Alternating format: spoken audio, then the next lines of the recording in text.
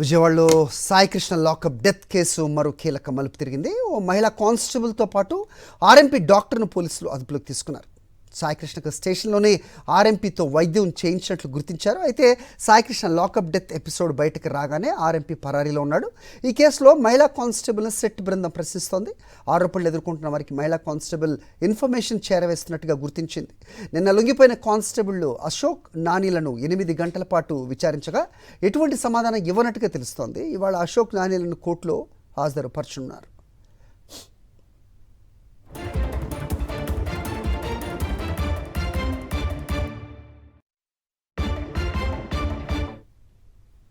Right, ఇదే అంశంపై updates మా కరెస్పాండెంట్ సురేంద్ర అందిస్తారు. సురేంద్ర, చెప్పండి. సో చాలా అప్డేట్స్ చూస్తున్నాం మనం. ఆ లేడీ కానిస్టేబుల్ని విచారించడంలో ఏమన్నా విషయాలు వెలుగులోకి వచ్చాయా? అలాగే ఈ కానిస్టేబుల్ నోరు మెదపకపోవటం, నాగరాజు వ్యవహరించినట్టుగానే వీళ్ళు వ్యవహరించడం, ఎవరి క్లూస్ తోటి వీళ్ళు ఈ విధంగా చేస్తున్నారు, ఏం చెప్తారు? అలాగే ఆర్ఎంపీ విషయం ఏంటి?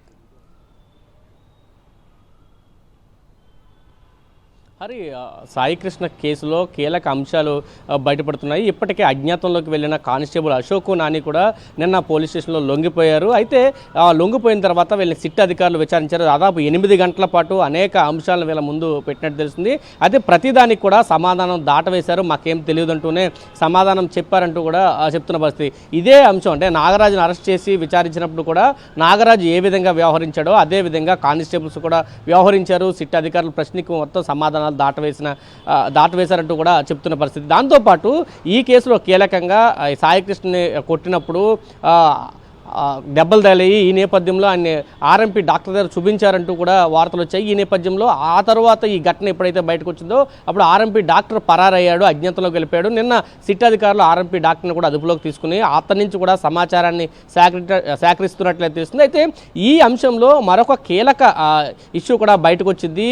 ఒక లేడీ కానిస్టేబుల్, కృష్ణలంకలో పనిచేసే ఒక లేడీ కానిస్టేబుల్ సిట్ అధికారులు ఎవరెవరిని విచారిస్తున్నారు, ఏ అంశాలు అడుగుతున్నారు, ఏ విషయాల మీద ఆరా తీస్తున్నారు, ఈ అంశాలన్నీ కూడా ఎవరైతే ఆరోపణలు ఎదుర్కొంటున్న వాళ్ళు ఉన్నారో వాళ్ళకి ఈ సమాచారాన్ని అంతా కూడా సేకరిస్తున్నట్లు సిట్ గుర్తించింది.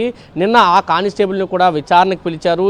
సమాచారం ఏ విధంగా సేకరిస్తున్నారు, ఎవరెవరికి ఈ సమాచారాన్ని అందిస్తున్నారు, ఈ అంశాలన్నీ కూడా లేడీ కానిస్టేబుల్ నుంచి తీసుకున్న పరిస్థితి కూడా కనిపిస్తుంది. అంటే ఒక పక్కా ప్రణాళిక ప్రకారమే ఈ కేసు నీరుగార్చడం కోసం పోలీస్ యంత్రాంగం కొంత పని చేస్తున్నది దీంట్లో చాలా స్పష్టంగా కనిపించింది. ఎందుకంటే నాగరాజ్ అరెస్టిన్ దగ్గర నుంచి కూడా ఒక పక్క ఏసీపీ లతా కుమారి ఇటు సిట్ అధికారులకి వచ్చి సహకరించారు, అనేక అంశాల మీద సమాచారం ఇచ్చారు. కానీ ఆ సమాచారం అవ్వగానే వెళ్ళి మళ్ళీ నాగరాజు తోటి ఆయన మీటింగ్ అయిన సందర్భాలు కనిపించాయి. అక్కడే దాదాపు రోజులు తరబడి అక్కడ వెయిట్ చూసిన పరిస్థితి కూడా కనిపించింది.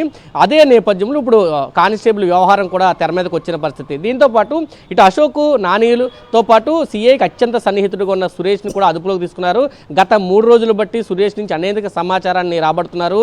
సాయికృష్ణ మృతి చెందిన తర్వాత ఆ శవాన్ని మాయం చేయడంలో సురేష్ చాలా కీలకంగా వ్యవహరించాడంటూ సిట్టు గుర్తించింది.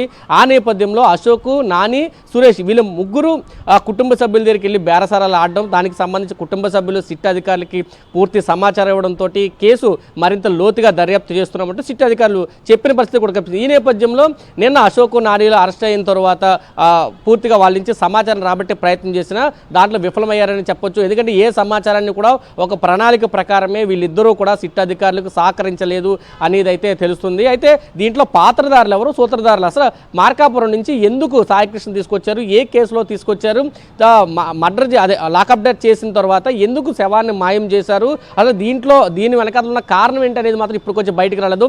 దాదాపు 60 రోజులు గడుస్తున్న ఈ కేసుకు సంబంధించి ఒక్క లీడ్ కూడా బయటికి రాని పరిస్థితి. కేవలం సిట్టు రిమాండ్ రిపోర్ట్లకు మాత్రమే పరిమితం అవుతుంది, స్టేట్మెంట్లకు మాత్రమే పరిమితం అవుతుంది తప్ప అసలే కీలకంగా ఉన్న వీడియో ఎవిడెన్స్కి సంబంధించి మాత్రం ఎటువంటి చర్యలు తీసుకోవట్లేదని ఆరోపణలు కూడా వినిపిస్తున్నాయి. ఈ రోజు కోర్టులో కానిస్టేబుల్ని హాజరుపరిచిన తర్వాత ఈ రిమాండ్ రిపోర్ట్లో ఏ అంశాలని పొందుపరుస్తారనేది అయితే ప్రస్తుతం ఆసక్తికరంగానే ఉందని చెప్పాలి. హరి.